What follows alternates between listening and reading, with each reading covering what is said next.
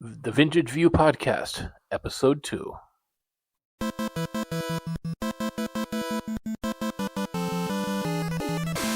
Hello, vintage gaming fans, and welcome back to the Poorly Prepared Podcast. Whoa, hold on. Wait a minute.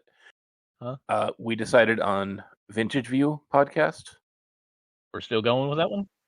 apparently, because that's Oh. what I've made all the stuff for. Oh. Huh. Yeah. All right, then. I guess that's what we'll go with. All right, Hello, tonight people. we are going to go ahead and explain a bit to you about our video game console history. And as I have established in the first episode, if you haven't heard that, go listen to that now. We'll wait. Not really. Okay. I'm not waiting an hour and 15 minutes. That one was a long one. Yeah. But basically, I'm not great with dates, and that means both dating and remembering dates. So I'm going to approximate things throughout my whole entire video gaming console history. But I believe, do you want to start off first? Because mine's probably going to take a long time because I like to add stories. Yeah. I'm going to go with a couple of them, let you do a couple, and then I'll go for some more. That way we'll get some more out of it. Okay. So, weirdly enough, my gaming history does not start like most people. I was diagnosed with ADHD when I was 5, and the doctor or the therapist or whoever diagnosed me, I don't remember. It's, 29 years ago, 39 years ago. Apparently, I don't know how to do math. Anyway, they said that video games or a computer or something like that would be very good for me. So, around my 6th birthday, my parents, we used to go do yard sailing, and we came across someone that was selling an Atari 7800 Pro system, and that was my first console. And eventually, I had the 7800, two 2600s, and 54 different games. Of course, when I moved out of where I was living to move out of town, I gave them all to my friend, only to find out that 2 years after that, his stepdad sold them at a yard sale for $50. So this was, 93? So it was quite a while ago. And it That wasn't did not have a until... happy ending. No, it didn't. And I have yet to get another replacement Atari. But I will say one thing, though. It was like a year and a half, 2 years later, after I moved out of town, that I got my first NES, and this was, 94? 95 maybe? So I was kind of late with the NES, and then, no, it was 94. Because when I was 95, in 95, I had a summer job, and that's where I used my own money to buy a brand new Super Nintendo, and it was the Link to the Past edition, which I still wish that I had the box and everything. But anyway, that's beside the point. So what's yours? Well, mine kind of parallels yours in the fact that I remember probably around 10 years old, maybe 11 years old, and 93, 94-ish. My family actually bought an Atari 2600, and it was hooked up to an old console TV that was in the back room, and I remember loving that. But that was like the whole family's, even though I was the one that gravitated towards it.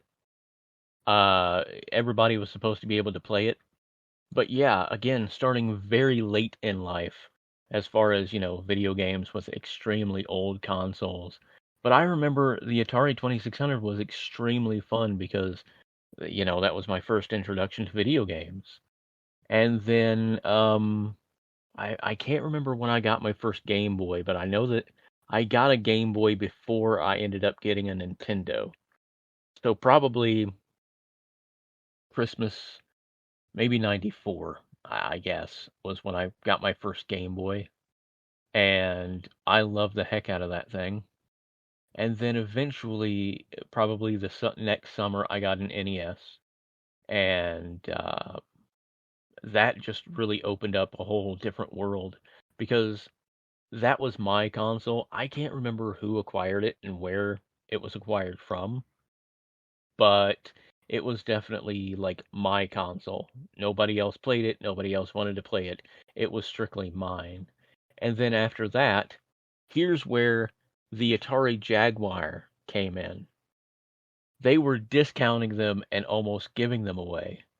So I had a friend who will come up later in the history, who bought two of them, and he had one for himself and his family, and then he bought me one. And I really like the Atari Jaguar because at that point it was Atari 2600, Game Boy, NES, and the Atari Jaguar just seemed so good in comparison. Although it's not terrible, it's just really not as good as the NES. Well, just remember, it's 8 times the power. Mm-hmm. Mm-hmm. Even though technically they called it 64-bit, but it was two 32-bit chips. Anyway, that's a different story. You're supposed to do the math when you play with the Atari Jaguar. But speaking of Game Boys, there's a used bookstore in Tucson, Arizona that I used to frequent all the time. They started selling video games pretty early on. That's where I got a lot of my Atari games. And eventually they started selling musical instruments and all that stuff. But sometime in late 95, I think, I remember being in there and I picked up an Atari Lynx and I thought, this is cool. This is better than a Game Boy. It's color. And then I bought batteries for it Mm. and it didn't even last a couple of hours. So I said, screw it. I took it back. And when I returned it, I saw that they did have a Game Boy that was for sale. So I used the return and then added another $20 onto it and got myself a Game Boy. And I don't remember what even happened to my Game Boy, but somewhere along the lines I lost it or left it somewhere or whatever. I was not very responsible as a kid when it comes to my games because I either gave them to people or loaned them out and never got them back or left them places or yeah, lessons learned there, hindsight and all that fun stuff. Yeah, sadly, nor was I very responsible with mine because, much like I discussed my Final Fantasy cartridge last night with the episode one, I pretty much smashed my original Game Boy, and it's one of those moments where you don't know what you got until it's gone. Where I had enjoyed it and loved it, and then I got very briefly upset, smashed the screen because I'm a stupid young punk, and then I couldn't play it anymore, and I had to live without one for quite some time. Yeah, I just wish that I had access to a good Goodwill Outlet store like you did to get all your replacement consoles and your Well, duplicates and extras. But that's a totally different story altogether. We should maybe save that that will for another most episode, maybe. that will most certainly come into the history, though. It is certainly a large part of the history. So yeah, it's just um but yeah, with my games I don't remember when I got it, but it was up until the late I think it was the late 90s when I had uh a Sega Genesis and everything. And when I went to Indiana to stay with my dad back when I met Sam, he had a Sega Master System 2, I think. That one was the one with the built-in game, I believe. And we had my Nintendo, and my dad would love to play uh, Dr. Mario all day.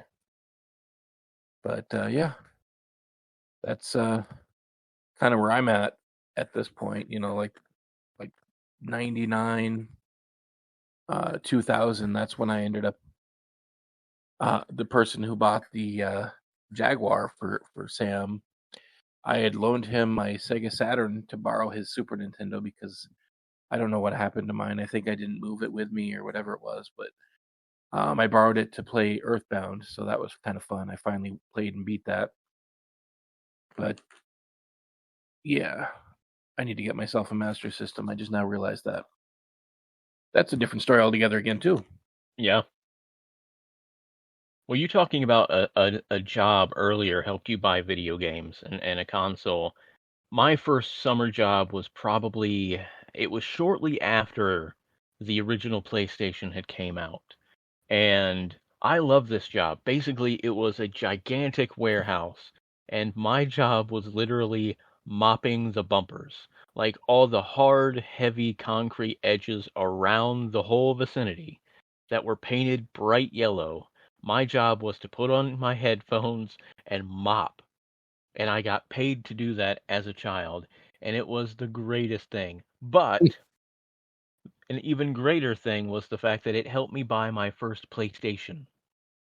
I remember going into Target, money was burning a hole in my pocket, and they had uh what was that fighter game that was not Primal Rage, was it? That was on the Sega.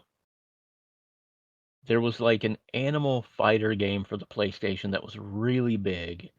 And anyways, they were running the demo of that at the kiosk, and I'm like, I have to have one of these. So I bought one, and I had it for quite a while, and immediately go to Best Buy, and I bought, Gran Turismo and all the other stuff. And then I decided I really rather have a guitar. So I took the PlayStation back.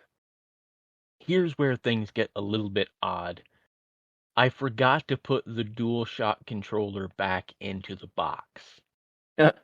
And the person who did the exchange didn't really pay much attention. I had the receipt and they took it back.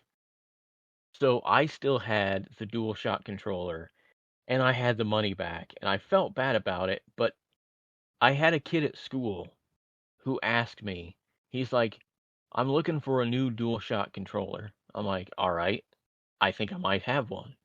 So one day after school, I walk down to his house and I show it to him. He's like, here. And we go upstairs to his house and he hands me an NES console, which at that point would have been my second, and he hands me a Sega Genesis, the original big one with the headphone outlet on the front. And I'm like, A ooh, good one. what's all this? And he keeps handing me controllers and power adapters and all this stuff, and I'm like, are you sure? He's like, I don't use it anymore. I'm in the PlayStation right now, and that's what I want to do. So for the DualShock that works, here's all this vintage stuff. And I'm like, that works for me. And it was in that Hard. lot that I got the Final Fantasy cartridge that I so callously murdered eventually. Yep. Or should I say cowardly? Because I was an idiot. Well, gaming rage is definitely a legitimate thing. It does happen, yeah, but No one ever said it's good, but no, it no, no, does happen. no. So what else have you got? Um, Speaking of PlayStation, um, it's either 2000 or 2001. I decided I was going to buy a PlayStation, and I got the PS1 when it came out, not the original PlayStation, but the smaller model. Oh, okay, yeah. And the reason why I decided to get it is literally for one game, which I don't have anymore, which I'm kind of sad. But I did get it on the 3DS, so I still have a copy now. But anyway, so I got Dragon Warrior 7, and that was almost my whole reason for getting the console. Yeah, that does And not shock me at all. Knowing who you are and your love for Dragon Quest and Dragon Warrior, yeah. yeah, well, um, and I I I had some financial issues, so I ended up uh, well, there were some other games that I wanted to get, so I ended up selling it, and I figured, okay, I'm going to buy it again when I have the money. I have yet to see it in the store for a price under $100, so that never happened. But then shortly after getting that, I got myself a GameCube, and it was the one with the Zelda collector's disc, which stupidly enough, I did the same thing. I sold it thinking, all right. Actually, I think I sold both of them at the same time, thinking, all right, cool. I'll get another copy of it. I see it in GameStop all the time, but shortly after I sold it, the price jumped from like $12 or something for the game. When it first came out, it was selling for not very much, but it jumped up to like $70, and I'm like, yep, I'm not buying it. So yeah.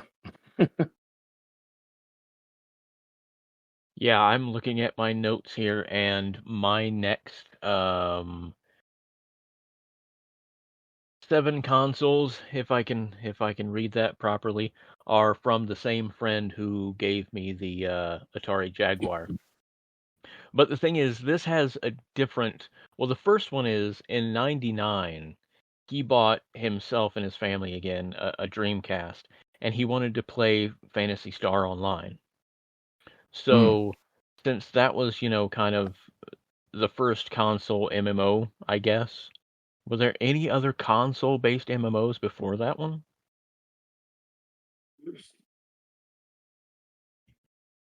No, I don't really think so. Okay. But Or he none that I bought could think me. of anyway. Yeah, I'm Probably same in here. Japan because MMOs were big True. over there around then. True. So he bought both himself and me a Dreamcast. But the problem was I had dial-up, and the dial-up that the service provider that I had didn't allow that kind of situation. And I'm like, I can't use my Dreamcast online. They're like, nope. Even though if you had dial-up, you could, for some reason ours wouldn't let us. So that was like 99, I think, maybe early 2000 because it did come out in October 99, I think. And September. oh, September. Okay, you're right because it's 99. 9999. Yep, you're My right. mom's birthday. Okay. So maybe it was late 99. Again, terrible with dates. And then in 2001, he messages me and he's like, "I've just picked up a Super Nintendo lot and I only want a few games. Here's the Super Nintendo." Like, didn't even ask me if I wanted it, just here. And that was my very first Super Nintendo in 2001. And I'm like, okay, cool. So at that point, I was in a weird transitional period where I was moving out of state. So almost everything I had was in a box.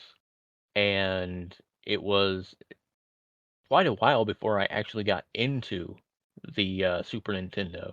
So while I may have had one in 2001, I didn't play it much until probably 2004, 2005. But speaking of being out of But state, while I was out of state, for Christmas of 2002, I ended up getting a Game Boy Advance SP, which was really nice. So I specifically remember, how do I put this politely? The female in which I was at that time dating.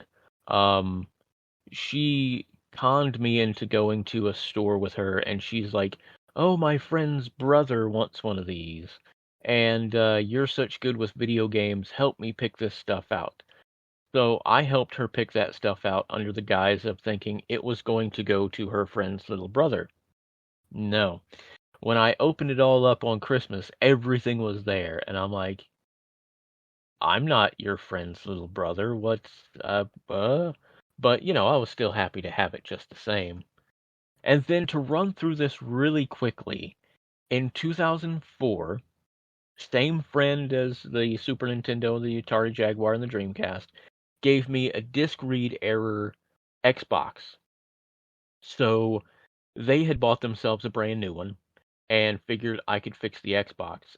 And I tried, by which I ended up having to buy a new DVD drive, and that thing worked for quite a while. And then the next year, they gave me a disc read error GameCube.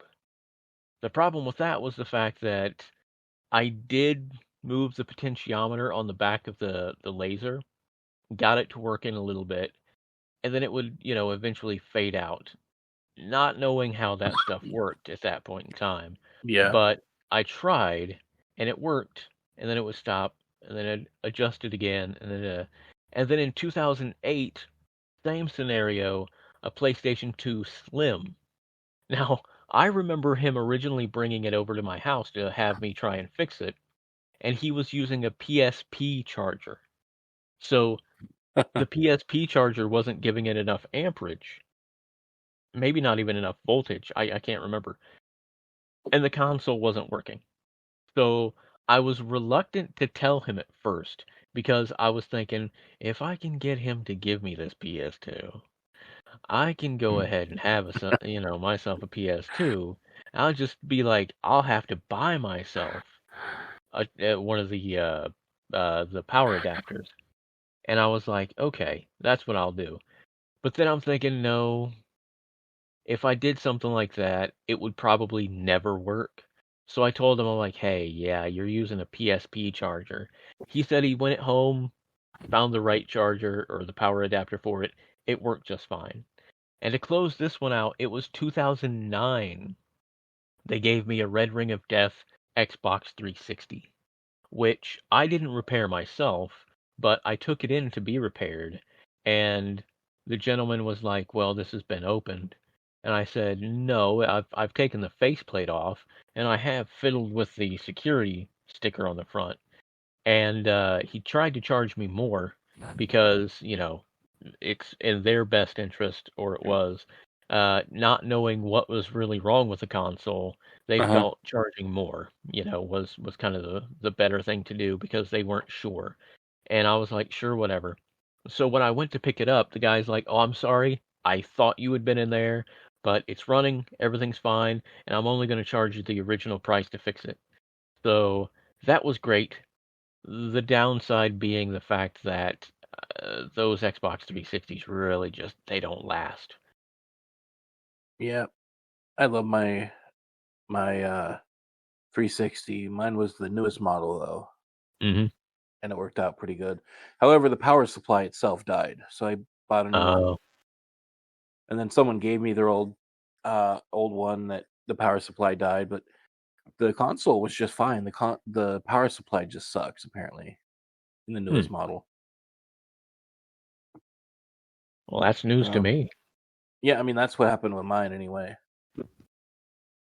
But yeah, that's kind of where we're at there because other than that, I don't remember where I acquired all my other systems except for my GBA SP because a friend of mine works in a pawn shop and I was hanging out there with him, bothering him one day, and I saw one in there for I think it was $20, and it had a game in there, which you know, $20 what 10 years ago was still pretty good for a Game Boy Advance. So I Yeah. picked it up, and the rest is kind of history with what I've got. So I kind of ran out of stories for my other game consoles, except for the my Nintendo 64. You did send me that one day, and I played it for a little while, and then it kind of stopped working. So I need to figure out what's going on with it. I think the power supply's out on that one too. Oh boy. Yeah, I've still got quite a few to go through. As far as where I am at, I'm in the 2010 to 2011 Craigslist and thrifting era. So in the early 2010s, I acquired a lot of Famiclones. I saw one video on YouTube of this guy playing Famicom games on the Famiclone, and I just went nuts. I wanted to find as many as I possibly could because I'd never played Famicom games before. I knew they existed, kind of, but I didn't know that I could play them at all. So that was before I got into the adapters that I ended up making, but I really wanted to get into a lot of Famiclones. Another console was the N64, which I found on Craigslist. And the weird story behind that one is it was in the town we went to school in with one of the guys that I was really close with in school. So not knowing anything, it's texting back and forth, and I'm going, all right, where you at? Where you at? And he's like, oh, here. So I show up at the address, and I'm like, that dude looks familiar. I'm like, hey, what's up? So we got to talking, and yeah, it was his N64 from his childhood. That's So kind of at this funny. point, It is. So I'm kind of wondering, like, here we are in 2024. Like, is he regretting getting rid of that? I don't know. But amongst many of my other thrifting things, I found like the Genesis 3. I found another GameCube, which was really cool. I had this really great rapport with a thrift store worker, and he would hold stuff back. There's one story. No, there's multiple stories, and I'll try to breeze through them. But I walked in and they had like a rat's nest of NES controllers in the glass case. And I asked him, I said, "Hey Pat, how much are these?" And he looked at me, then looked at them, and then kind of stuck his fingers on his chin, like thinking. And he goes, $1. I'm going, $1 a piece. I don't know. Because, I mean, that is super cheap, but I also am super cheap. And he's like, no, for all of them. I'm like, everything for $1. He's like, yeah. So I took like all those controllers for $1. There were some that were that really sickly nicotine yellow. There were others that didn't look Ew. like they had been played at all. There were some that the buttons had to be pressed really hard. So it was a mixed bag, but I was able to make a few of them, work. And then one day I walk in and he's like, "So what all are you looking for?" And I'm like, "Just video games. If you've got video games, let me know. But, if you can't hold them back, that's fine." So he whips out this Shame Stop box and it says GameCube on the side. And I'm like, "Is that a GameCube?" And he's like, "I think so, but we can't verify whether it works or not." So I was like, huh, interesting. Now remember, I've been bitten before by a free GameCube and I was kind of, once bitten, twice shy, but I'll take a chance on it. So I took a chance on it, and it seemed to work. I mean, even to this day, it seems to still run strong, even though I've got a different console to play, which I'll talk about that here in a second. Um, it still ran strong and it worked. Then I was in another thrift store, which was kind of, I don't mean it in a negative way, but it was just this mom and pop's hole in the wall place that they took in stuff for consignment and they were just wanting to get rid of stuff. And I noticed an Atari Jaguar. Now, the one I had Here we previously, go. yep, it had been gone a long time. It had been gone a long time ago. So I pick the new Atari Jaguar up and walk it up to there, and I'm thinking there's got to be something as far as it's got to be not working, or there's got to be like a catch or something. And it turned out that they had a return policy, so if it didn't work, I could return it, even though I probably would have just kept it because it was so cheap anyways. And um, luckily for me, it did turn out to work. So that was something that I was extremely happy about because now I have another working Atari Jaguar. Although I don't have all the games that I used to have, I still have an Atari Jaguar that worked. Then, probably summer of 2011, I see my first Game Boy Color on on Craigslist, and I decided to go and pick it up. And I'm like, okay, cool. And then later that summer, I bought another Xbox because, believe it or not, my OG Xbox broke. Oh, Something with the gee, I hard wonder drive. how that happened. Hey, we're not getting into that. But yeah, something happened. Not gonna say that a certain video game was extremely poorly programmed, and a certain person in the video game is not supposed to move, or else the guards of a certain uh, demographic during World War II that nobody likes found me every single time, even though this person's not supposed to move. The Great Escape. No, yeah. So again, something happened to my original Xbox, and we're not getting into that. So I had to replace it. Now we're gonna close out 2011 here, and then have you got any more that you can, or should I just keep going? Mm, I mean, the only things I can think of are modern consoles, so Okay, I'm okay, not going to worry too much about those. okay. There is a story, as with everything, in the freezing winter of 2011. I see the first Sega Saturn that I've ever seen on Craigslist. And I'm like, okay, I want this because it was Never. cheap.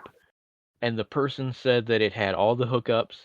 It had like a dozen games. It had controllers, everything. So I'm like, okay. So I go to this gas station in a not very good part of town. And I'm not certain, but a car pulls up to the door of the gas station. Somebody hops out, runs in, runs back out, and that car is burning rubber to get away from that gas station. It is at that point the gas station turns off all of their lights, including around the pumps and everything.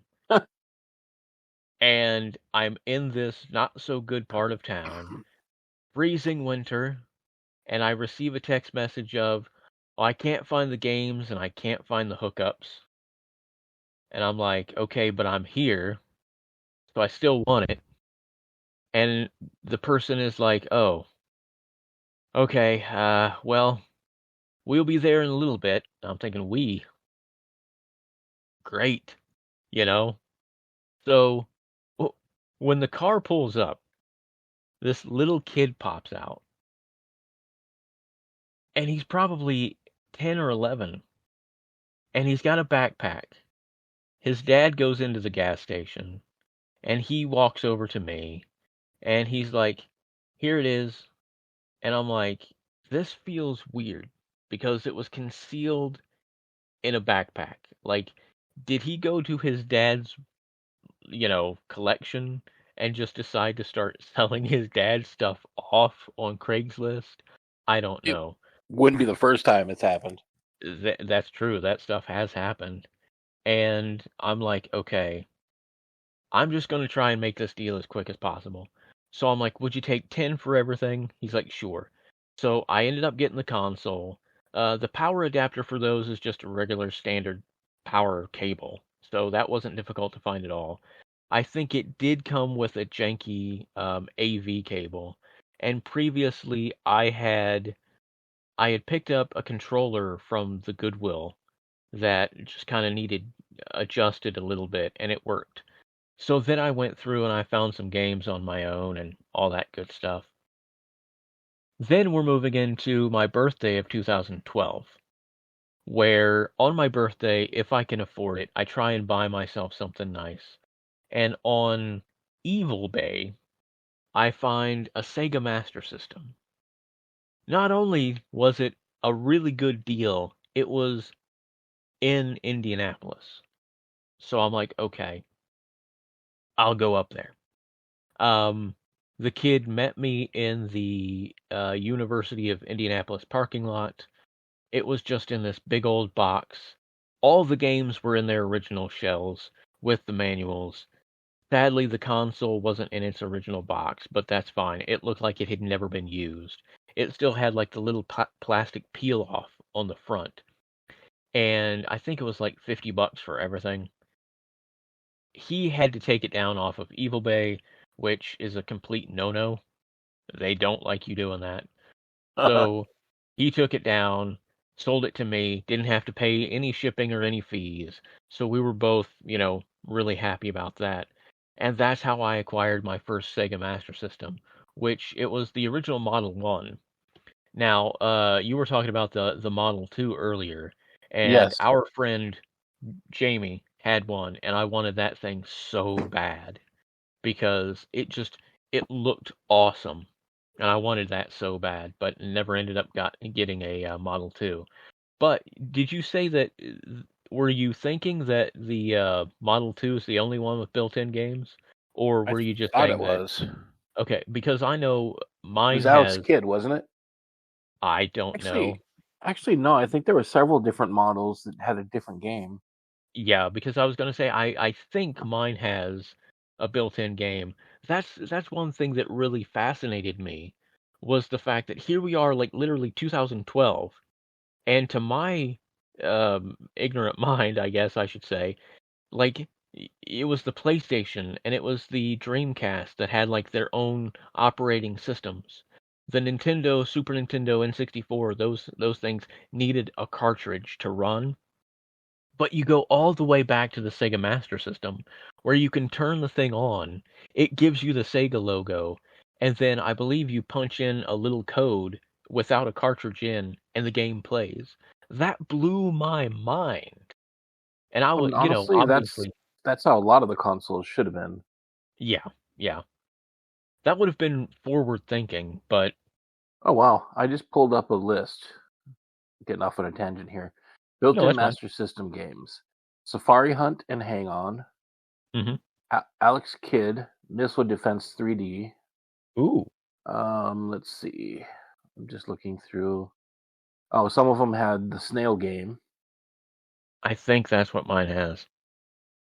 Let's see. Huh.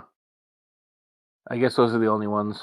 Oh wait, one guy has a Sega Master System, and he says he has Sonic the Hedgehog on it. That would be nice. Ooh, with the console modding community out there, I'm wondering, like, the chip that is in the console, if that can be flashed to have, obviously not the stock one, I would assume, but if you could add, like, a socket and then flash a new game onto a chip, and your console could have basically anything. Well, Sega Master System related. Or GameCube or Game Gear. Ah, It's yes, the yes. it's the same games, really. Yeah, yeah. So that would be interesting. Now that's a new task for you now. Oh, I'm not undertaking that one. No, I mean you We'll let can look it somebody else up. undertake that one. Oh, okay. You should So suggest it somewhere. mine is coming up to a close real soon here, my history. And I want to say a console that I've not owned, but I want to tell a story about this, the Vectrex. The same Most of hole us in the haven't wall owned thrift one. store that I picked up the Jaguar. They had Vectrex games. And I had been looking for one, and I'm like, I want it so bad. But I couldn't find one until this one thrift store pops up. It's got one, and it's set up, and it's plugged in, turned on, and I'm playing it, and it was like $150 or something. Damn. And at that point, I don't know what they were going for, but $150 was way out of my price range. So I'm like, no, I nope, can't do that. But Nowadays, that's then really low priced. it might be. I haven't checked in a while. But now we finalize with the Goodwill Outlet store. I was waiting too ready to get there. And the Goodwill Outlet store gave me my Nintendo Wii. And that's one thing that I wanted to hit on first was the fact that the Nintendo Wii I found without the faceplate. Somebody, not me, had ripped the faceplate off and it was sitting in a bin all by itself. I felt if I didn't pick it up, nobody else would. So I may as well, therefore I did. That gave way to like another Sega Saturn. I think it's the Model 2. So from the kid, I bought Model 1, and then the outlet store was Model 2, and then a Indigo GameCube, and then let's see here. Don't forget your Um, $1 top loader. oh, we're getting to that. There's a story with that one. Um, there's a NES console that I have that looks like it's been sat on, and it still functions. It just doesn't have the little flippy door, and a lot of stuff on the top is broken. So I got that there as well. I got a couple more Saturn controllers and Master System controllers, amongst many, many, many video games. I got my first fat PS2, which was really nice. Um, I ended up going to a flea market and buying the module where you can add the hard drive for like a couple bucks. So I've modded that. But yes, let's get into the NES Toploader story. I had a friend who worked at the outlet store, which, if you're a hardcore thrifter, that's basically what you want. You want to find somebody on the inside. And this guy, I told him, I said, here's what I'm looking for. If you find an NES Toploader, let me know. And he's like, I don't know what that looks like. I've never seen one. And I'm like, oh, you'll know. If you see one, you'll know.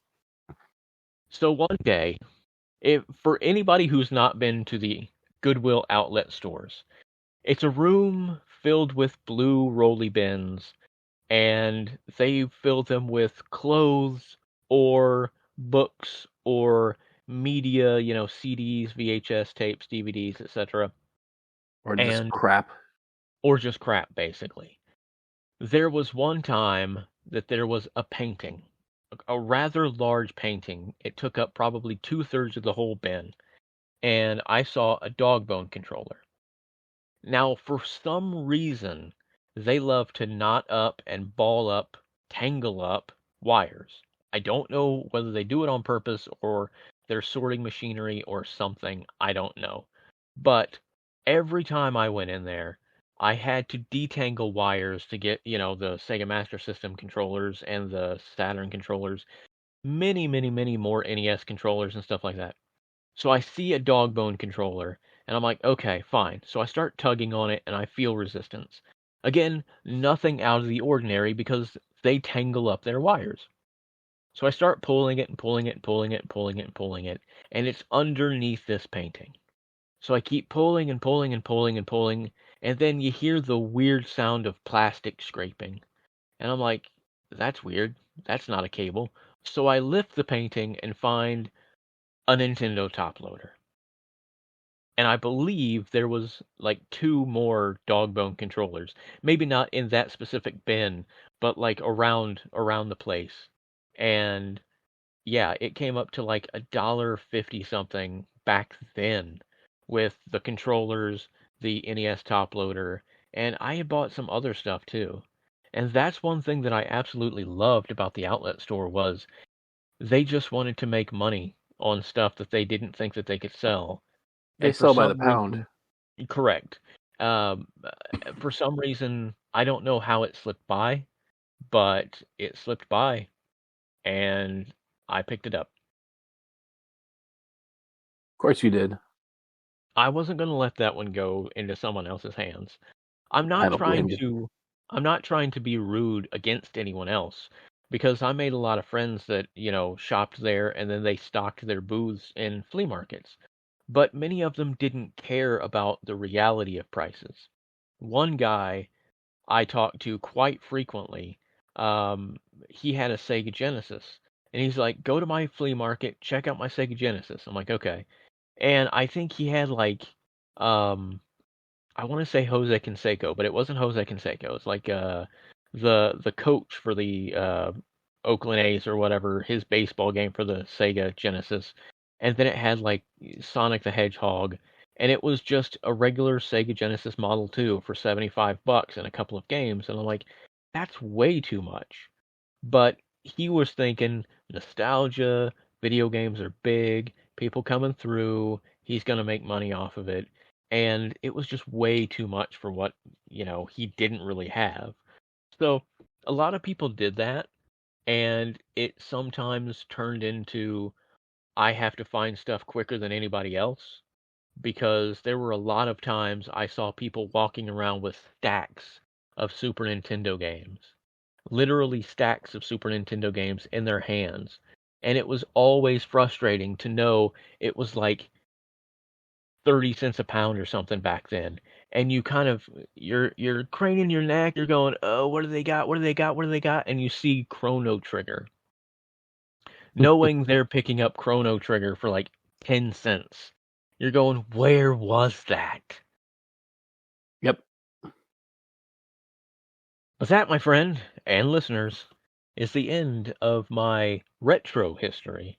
Like you, I mean, I got PS3. Um, I think I kind of brought in the Wii because it was an outlet store thing. But yeah, the PS3 is the newest console that I've got. Well, that kind of puts a sad ending to it, doesn't it? Yeah. On that note, everyone go take your depression medicine. Yeah. Yeah. Yeah. What is it? Zoloft or whatever. Oh, we're not naming names. We're not giving them that time. We're not getting paid nor sponsored. Well, says you. I'm kidding. Why Well, would a drug company sponsor us? that is a good question. I don't know. Because you're weird. Dear Pfizer, I would like to have your little blue pills, please. I wouldn't go that far. No, it would just make things hard. Wow. Yep, I went there. Yep. But That's yeah, terrible. that's the end of my history. Is that the end of your history as well? Yeah, I mean, I don't have anything other than what I've mentioned. I Yeah. could definitely rattle off retro games systems that I've got, but I don't have any stories behind them anymore because I don't remember them. Yeah, I mean, naturally, as you kind of let the cat out of the bag in the first episode, I've got a lot of stuff. And then, I do have backups of backups and different stuff like that. But I can't remember specific dates or exactly where I found any given other thing. So there is a lot of stuff that I'm skipping over, but it is just kind of, uh, the basic of our console history, what we have, what we know, what we like, and where we're coming from. Yep. And if you have any comments, you can always send them to us on Twitter or Hmm. X or whatever it's called these days. I don't even know. Elon Musk Musk changes space. it weekly. Hey, there you go. Musk. Oh, God, that sounds too much like MySpace. Yeah. But you can also reach out to us on Facebook, uh, Discord at chat.thevintagegamers.com. You can always reach out to us really anywhere. You can even reach out to us on our website if you wanted to at thevintagegamers.com. Hmm. Don't forget, we have Instagram. We may not use it all that often, but we do have Uh, Instagram. you know what the sad thing is? I forgot about it. Yeah, I noticed that. Do we Yeah, have threads? we do, but I have not done anything with it because you can't really. Well, last I knew, you can't do anything with it on PC. It was all Uh, mobile. yeah, I I should I look signed up back for it into and that that. was it. Yeah, Yep. so did I. I think I made one post and that was it. Yep.